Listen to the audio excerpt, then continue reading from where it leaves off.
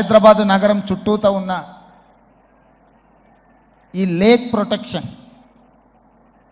ఈ చెరువుల యొక్క సంరక్షణ, ఈ చెరువులు మన జీవనాధారం, మన సంస్కృతి.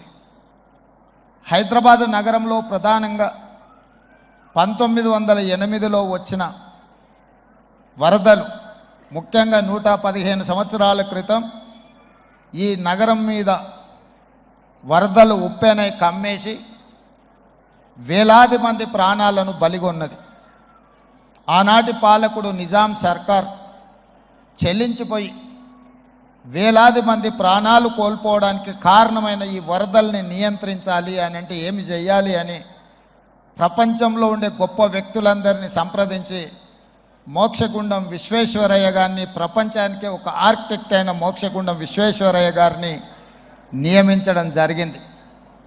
వారు పూర్తిగా ఈ ప్రాంతాన్ని, ఈ క్షేత్రాన్ని, ఈ భూమి యొక్క నైసర్గిక స్వరూపాన్ని అర్థం చేసుకొని వికారాబాద్ అడవుల నుంచి వచ్చే వరదలని నగరం మీద పోటెత్తకుండా ఉండడానికి ఉస్మాన్ సాగర్, హిమాయత్ సాగర్ని నిర్మించి ఫిరంగి కాలువ ద్వారా, మూసీ నదుల ద్వారా, ఈసా నదుల ద్వారా వచ్చే నీటిని నియంత్రించి ఆ నీళ్లను నగరానికి తాగునీటిగా మార్చి ఈ ప్రాంతంలో గొలుసుకట్టు చెరువులను నిర్మించి హైదరాబాదు హెరిటేజ్ సిటీనే కాదు, Hyderabad is a lake city అని చెప్పి నిజాం సర్కార్ 100 సంవత్సరాల ముందే ఒక అద్భుతమైన కట్టడాలను నిర్మించి మనకు అందించాడు. వారి వారసత్వంగా వచ్చిన ఈ కట్టడాలు మొన్న జరిగిన ఎండాకాలంలో తాగునీటి సమస్య వచ్చే కృష్ణా, గోదావరి ఎండిపోతే హైదరాబాదు నగరానికి దాహార్తి తీసింది గండిపేట, అంటే ఉస్మాన్ సాగర్, హిమాయత్ సాగర్ నుంచి ఈ నగరానికి తాగునీటిని వాడుకున్నామన్న సంగతి రాష్ట్ర ముఖ్యమంత్రి నేను చెప్పదలుచుకున్నా. ఈ ప్రజలకు, కోట్లాది మంది దాహార్తిని తీర్చే ఈ యొక్క చెరువులను శ్రీమంతులుగా, గొప్ప వ్యక్తులుగా ఉన్న వాళ్ళు వాటి పక్కనే ఫామ్ హౌజుల పేరు మీద నిర్మించుకొని వాళ్ళ డ్రైనేజ్ కాలువలు తీసుకెళ్ళి గండిపేటలో కలిపినారు. నేను ఇక్కడ వేదిక మీద ఉన్న పెద్దలతో పాటు ఇక్కడ వచ్చిన భక్తులను నేను ఒకటే మాట అడగదలుచుకున్నా. ఇవాళ వాళ్ళ విలాసవంతమైన జీవితం కోసం నిర్మించుకున్న ఫామ్ హౌజుల నుంచి వచ్చే డ్రైనేజ్ గండిపేటలో హిమాయత్ సాగర్ తాగునీటిలో కలిపితే ఆ నీళ్లు హైదరాబాదు నగరానికి తాగడానికి సరఫరా చేస్తుంటే వాళ్ళు నిర్మించిన అక్రమ నిర్మాణాలను వదిలేస్తే ఇక నేను ప్రజాప్రతినిధిగా విఫలమైనట్ట కాదా మీరు ఒక్కసారి ఆలోచన చేయండి. అందుకే ఒత్తిడి వచ్చినా, మిత్రులకు ఫామ్ హౌజులు ఉన్నా ఏవి వదలకుండా హైడ్రా అనే ఒక సంస్థను ఏర్పాటు చేసి తెలియకుంటేనే ప్రజాప్రతినిధులం కొన్ని మన దినచర్యల్లో భాగంగా కొన్ని తప్పిదాలు చేస్తుంటాం. తప్పులు తెలవకుంటేనే కొన్ని తప్పులు జరిగిపోతుంటాయి. మరి ఆ ఖాతాను సవరించుకోవడానికి, ఆ బ్యాలెన్స్ షీట్ను సవరించుకోవడానికి తెలిసి కొన్ని మంచి పనులు చేయాలని నేను ప్రగాఢంగా విశ్వసిస్తున్నా, నమ్ముతున్నా.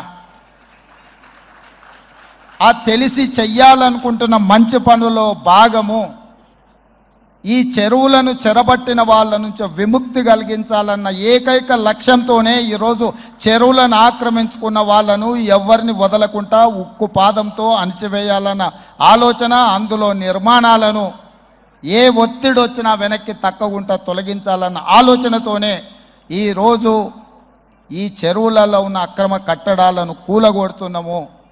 దీనికి స్ఫూర్తి భగవద్గీత అనే కురుక్షేత్ర యుద్ధ సందర్భంలో అర్జునుడు ఆయుధాలను కింద పడేసి రాజ్యం కోసం భీష్మ పితామహుడు, అదేవిధంగా కర్ణుడు, దుర్యోధనుడు, దుశ్శాసనుడు, నా సహోదరులందరూ ఆ పక్కన నించుంటే రాజ్యం కోసం వాళ్ళందరినీ సంహరించడం, వాళ్ళని సంహరించి రాజ్యాన్ని సాధించుకోవడం ద్వారా ఏమి ఉంటుంది, ఏం మనశ్శాంతి వస్తుంది అని చెప్పి అర్జునుడు యుద్ధతంత్రం నుంచి తప్పుకుంటా అన్నప్పుడు శ్రీకృష్ణ భగవానుడు బోధించిందే భగవద్గీత.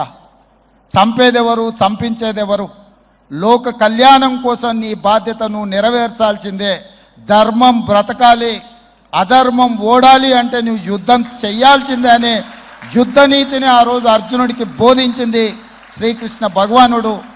ఇవాళ ఆ శ్రీకృష్ణ భగవానుడి బోధనానుసారమే ఈరోజు ఈ చెరువులను కాపాడే కార్యక్రమాన్ని నేను తీసుకుంటున్నా. నాకు తెలుసు ఈ చెరువులలో నిర్మాణమైన విలాసవంతమైన ఫామ్ హౌజులు ప్రభుత్వాన్ని ప్రభావితం చేయగలిగిన స్థానాలలో ఉన్న చాలామంది వ్యక్తులు ఉన్నారు. ప్రత్యక్షంగా ప్రభుత్వంలో భాగస్వాములు అయి ఉండొచ్చు, లేకపోతే ఈ సమాజం మీద బాగా ప్రభావితం చేయగలిగిన వ్యక్తులు ఉండొచ్చు. కానీ వాటన్నిటినీ నేను పట్టించుకోదలుచుకోలే. ఇది భవిష్యత్ తరాలకు, ఇది రాజకీయాలకు సంబంధం లేదు. నేను స్పష్టంగా చెప్పదలుచుకున్నా. రాజకీయాల కోసమో లేకపోతే రాజకీయ నాయకులను కొంతమందిని దృష్టిలో పెట్టుకొని చేపడుతున్న కార్యక్రమం కాదు ఇది. భవిష్యత్ తరాలకు, మన పిల్లలకు, వాళ్ళ పిల్లలకు వారసత్వంగా మనం అందించే సంపద ఈ సరస్సులు, ఈ నదులు, లేకపోతే ఈ రోజున్న ఈ చెరువులు. ఈ ప్రకృతి సంపదను మనం విధ్వంసం చేస్తే ప్రకృతి మన మీద కక్ష కడుతుంది. ప్రకృతి మన మీద ప్రకోపిస్తే మనం చెన్నైలో చూసినాం, అదేవిధంగా ఉత్తరాఖండ్లో చూసినాం, నిన్నగాక మొన్న వాయనాడు మనం కేరళలో చూసినాం. ఈరోజు ఇలాంటివన్నిటిని దృష్టిలో పెట్టుకున్నప్పుడు ఈ హైదరాబాదు నగరాన్ని రక్షించుకోవాల్సిన బాధ్యత మన అందరి మీద ఉన్నది. ఇది ఒక సుందరమైన నగరం. ఈ నగరానికి ఈ చెరువులే ఒక అందం. ఈ చెరువులను కాపాడే బాధ్యత ఈ ప్రభుత్వం తీసుకుంటుంది. ఎవరు ఏమనుకున్నా, ఎవరు ఏ ఒత్తిడి తెచ్చినా వాటన్నిటిని పక్కన పెట్టి చెరువులను ఆక్రమించుకున్న వాళ్ళ భరతం పడుతుంది ఈ ప్రభుత్వం అని చెప్పి నేను ఈ సందర్భంగా తెలియదలుచుకున్నా. ఆనాడు కురుక్షేత్రంలో ధర్మం వైపు శ్రీకృష్ణుడు, అర్జునుడు నిలబడ్డందుకే ఈరోజు ఆ ధర్మం అనేది కాపాడింది. వాళ్ళు ధర్మాన్ని కాపాడితే ధర్మం మనల్ని కాపాడింది. ఈరోజు మనం చేస్తున్న పని కూడా అలాంటిదే. మీ అందరి సహకారం ఉండాలి.